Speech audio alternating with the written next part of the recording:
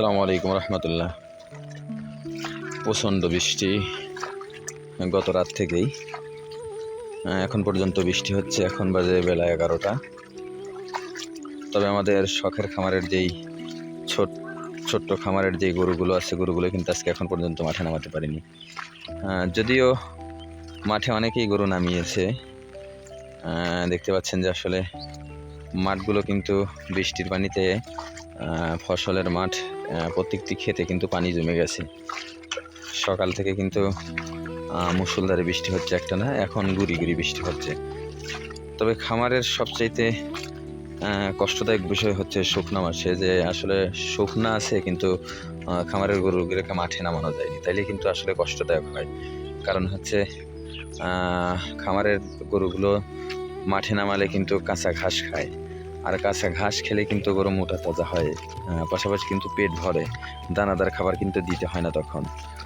তবে 1 মাস যাবৎ কিন্তু আমরা আমাদের গরুগুলোকে মাঠে নামাচ্ছি, তবে আজকেই এখন পর্যন্ত নামাতে পারিনি। 11টা বেজে গেছে। এরকম গুড়ি গুড়ি বৃষ্টি হলে নামানো যেত, তবে বৃষ্টি হচ্ছিল একটু জোরে, যার কারণে কিন্তু নামাই নেই। এখন যেহেতু বৃষ্টি অনেকটা কমে গেছে, হালকা হালকা গুড়ি গুড়ি পড়তেছে, আশা করা যায় আকাশও মোটামুটি ক্লিয়ার হচ্ছে, বৃষ্টি আর হবে না। অল্প কিছু সময়ের মধ্যেই কিন্তু গরুগুলোকে মাঠে আমরা আবার নামাবো, এরকম নিয়ত করেছি। যার কারণে মাঠ দিয়ে বাড়িতে হেঁটে যাচ্ছি গরুগুলো মাঠে নামানোর জন্য। কিছুক্ষণের মধ্যেই নামাবো, কারণ হচ্ছে খামারিকে সব সময় হিসাব করে চলতে হয়। কারণ হলো হিসাব করে না চললে কিন্তু খামার করে লাভবান হওয়া আসলে মুশকিল। যেই খামার করবেন আপনাকে আগে হিসাবটা মিলাতে হবে।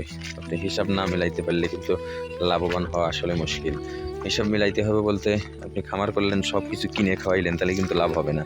যেমন আমরা গরু কিনেছি, কেনার পর কিন্তু মোটামুটি 1 মাস হয়ে যাচ্ছে, গরুকে কিন্তু দানাদার খাবার দিচ্ছি না বললেই চলে, হালকা পাতলা দিচ্ছি পানির সঙ্গে একটু মিশিয়ে। এই যে 1 মাস আমরা খড়ও কম লাগতেছে, পাশাপাশি দানাদার কিন্তু লাগলো না। গরু কিন্তু মোটামুটি আলহামদুলিল্লাহ তারপরেও সুস্থ সবল বা অনেকটা মোটা তাজাও হয়েছে। এটাই হচ্ছে হিসাব। এই হিসাবটা কষে তারপরে গরুর খামার করা উচিত, তাইলে লাভবান হওয়া যাবে ইনশাল্লাহ, আল্লাহ যদি ভাগ্যে রাখে।